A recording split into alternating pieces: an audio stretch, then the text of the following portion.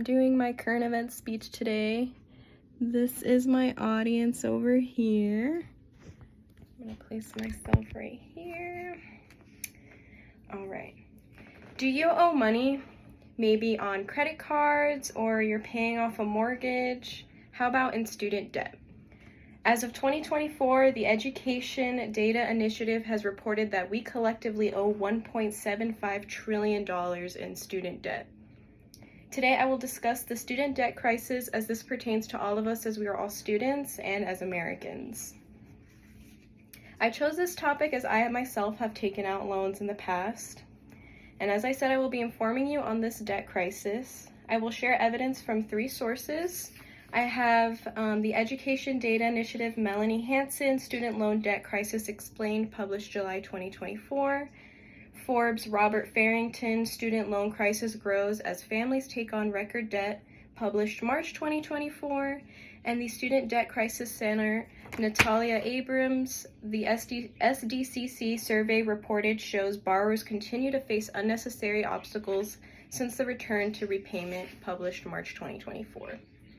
I will be discussing these 3 sources and their similarities and differences on what they have reported. The student debt currently affects 43 billion Americans, according to the Education Data Initiative. As the debt continues to grow, it will negatively affect our economy.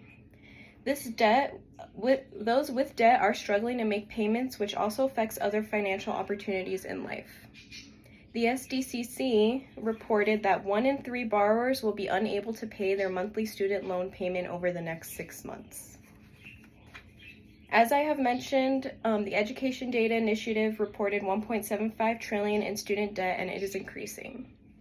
Borrowers unable to pay off this debt face consequences to their credit score, which affects their ability to take out loans to buy a home or even a car. The Education Data Initiative accredits this crisis to the increase of education costs and a decrease in wages. They also mentioned despite relief measures in 2020, the debt grew 8.28%. Robert Farrington from Forbes mentioned in their article that President Biden actually forgave $138 billion during his 4-year presidency. However, in the 2024-2025 school year alone, students will borrow up to $100 billion. Farrington reasoned this debt crisis explaining students were choosing more expensive options for education, such as out-of-state universities and degrees that would not have an equal return in investment. They also mentioned the rising cost of education, and as costs rise, students will continue to borrow more. The founder of SDCC, or the Student Debt Crisis Center, Natalia Abrams, said, and I quote, "If borrowers do not know the available resources, they will miss relief that can lower their monthly payments and cancel debt entirely." According to a survey they conducted, 1 in 4 borrowers are confident that they are receiving accurate info from loan services. Abrams accredited the debt crisis to the Department of Education and Loan Services not being transparent enough with borrowers and receiving inaccurate information on their loans or even improper communication.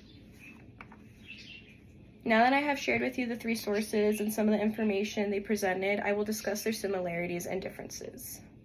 The biggest similarity was obviously the agreement that there is a student debt crisis and it is growing, and it is going to negatively affect us and our economy, such as our ability to buy a home or even a car. And they also all pointed to the fact that the cost of education is continuing to rise as well, which is leading students to borrow more.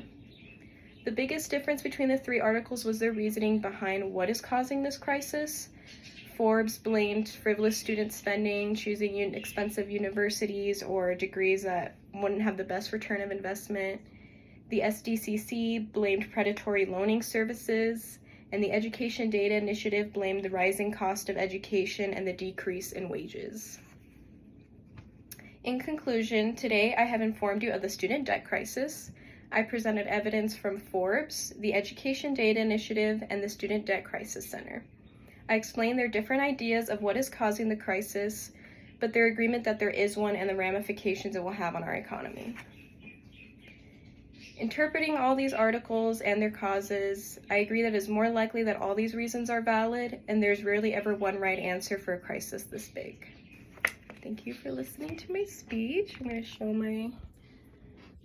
my audience once again. Thank you.